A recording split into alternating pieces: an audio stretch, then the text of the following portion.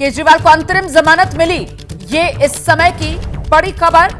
केजरीवाल की अर्जी पर सुप्रीम कोर्ट अपना फैसला सुना रहा है। अरविंद केजरीवाल को अंतरिम जमानत मिली है। सुप्रीम कोर्ट ने अरविंद केजरीवाल को फिलहाल अंतरिम जमानत दी है।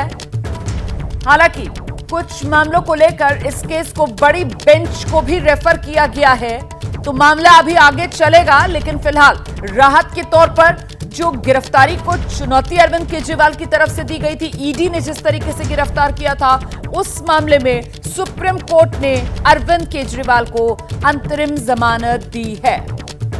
इस वक्त की बड़ी खबर, सुप्रीम कोर्ट से अरविंद केजरीवाल को अंतरिम जमानत मिली, लेकिन क्या अरविंद केजरीवाल सलाखों से बाहर आएंगे या नहीं आएंगे, इसको लेकर सवाल अभी भी बना हुआ है। क्योंकि आप जानते हैं कि पहले ईडी और उसके बाद में सीबीआई ने अरविंद केजरीवाल को गिरफ्तार कर लिया था। तो अरविंद केजरीवाल जो हैं अलग अलग मामलों को लेकर फिलहाल जो कानूनी लड़ाई है उसमें उलझे हुए नजर आ रहे हैं। ये ईडी ने जिस तरीके से अरविंद केजरीवाल को गिरफ्तार किया था और इस गिरफ्तारी को जो अरविंद केजरीवाल की तरफ से चैलेंज किया गया था, उस मामले में सुप्रीम कोर्ट ने अरविंद केजरीवाल को अंतरिम जमानत दे दी है। ये इस वक्त की बड़ी खबर है। अरविंद केजरीवाल को सुप्रीम कोर्ट से अंतरिम जमानत मिली। सुप्रीम कोर्ट से अरविंद केजरीवाल को अंतरिम जमानत।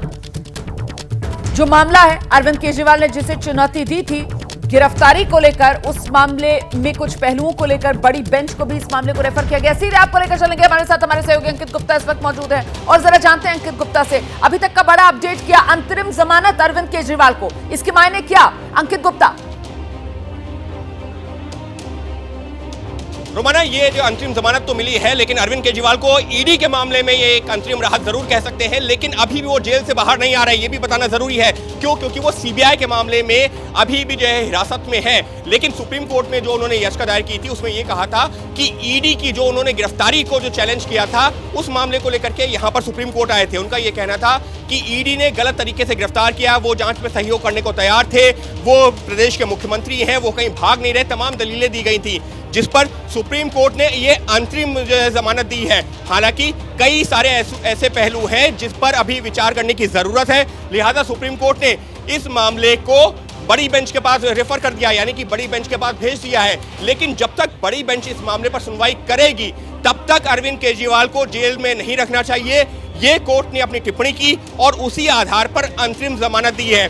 फिर दोहरा रहा हूं, लेकिन अंकित, मुझे लगता है कि हमें जरा सा दर्शकों को ये क्लैरिफाई करना चाहिए, जिस बात का जिक्र आप भी कर रहे हैं और मैं भी इसका जिक्र भी कर रही थी कि साहब ये अरविंद केजरीवाल ने दरअसल जो ईडी ने अरविंद केजरीवाल को गिरफ्तार किया था, उस गिरफ्तारी को लेकर कानून का दरवाजा खटखटाया था, कोर्ट का दरवाजा खटखटाया था, उससे चैलेंज किया था। लेकिन इसके बाद हमने देखा कि अरविंद केजरीवाल को सीबीआई ने भी गिरफ्तार कर लिया और ऐसे में फिलहाल सुप्रीम कोर्ट से अंतरिम जमानत आज अरविंद केजरीवाल को मिल गई है। लेकिन क्योंकि अरविंद केजरीवाल सीबीआई की गिरफ्तारी में भी हैं, इसलिए फिलहाल सलाखों से बाहर नहीं आएंगे अभी अरविंद केजरीवाल। ये स्थिति बिल्कुल साफ है अंकित गुप्ता।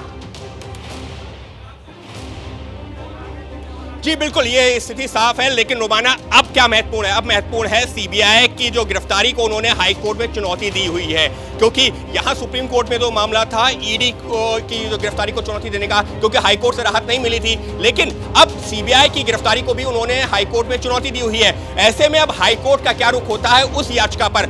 अगर हम एक हाइपोथेटिकल सिचुएशन की बात कर रहे हैं, अगर जो है हाई कोर्ट को लगता है कि हाँ सीबीआई द्वारा जो गिरफ्तारी की गई है वो ठीक नहीं है और सुप्रीम कोर्ट के इस आदेश को देखते हुए अगर जो है हाई कोर्ट कोई फैसला लेती है, तब अरविंद केजरीवाल के लिए, और वो फैसला अरविंद केजरीवाल के पक्ष में होता है, तब अरविंद केजरीवाल की बाहर निकलने की उम्मीदें बढ़ जाएंगी या रास्ता खुल जाएगा। लेकिन जब तक अभी वो ये जो सीबीआई की हिरासत में है, तब तक जब तक उनको उस मामले में जो जमानत नहीं मिलती है, तब तक उनको जेल के भीतर ही रहना पड़ेगा। लेकिन निश्चित तौर पर ये जो आज का आदेश है वो अरविंद केजरीवाल के लिए एक अंतरिम राहत इस तरह से लेकर के आया है